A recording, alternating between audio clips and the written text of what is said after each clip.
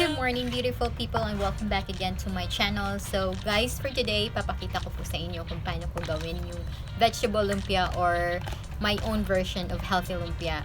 So ito, ginamit ko kasi ito sa ginawa kong juice. So this is the pulp.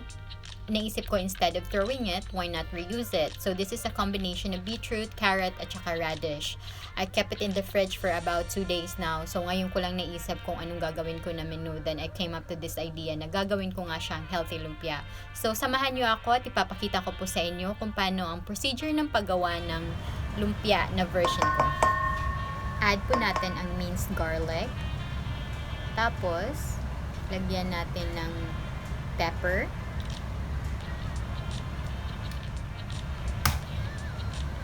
And then egg, actually 1 egg only.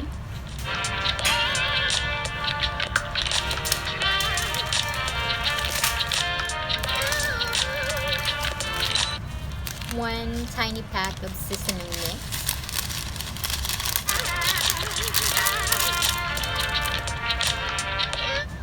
Also 1 spoon of baking soda. 1 cup of flour.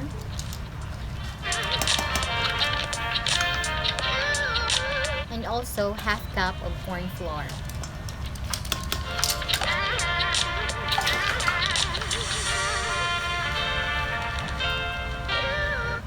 Tapos, mag-sprinkle tayo ng a pinch of salt only. At haluin natin ng mabuti.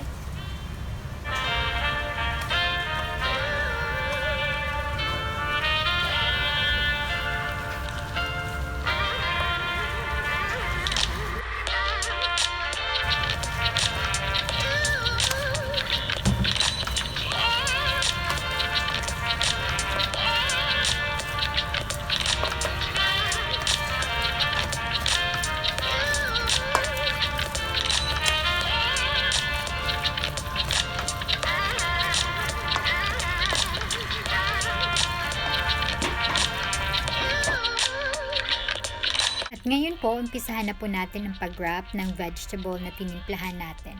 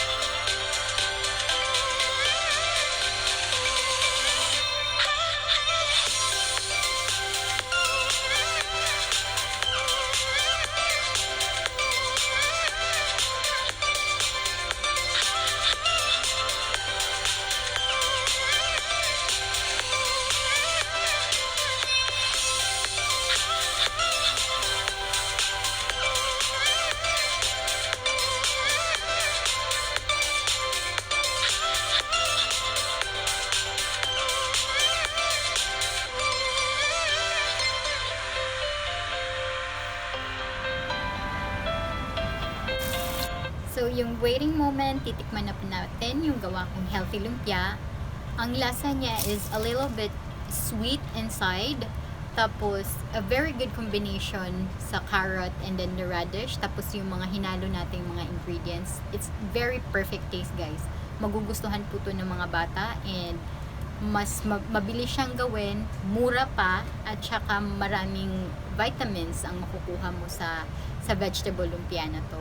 So, yun lang po guys. Sana nagustuhan niyo po yung video ko na shinare for today. And I promise on my next video, gagawa po ako ng menu na something unique, something nutritious, something easy, at saka something very affordable para po sa inyong lahat to.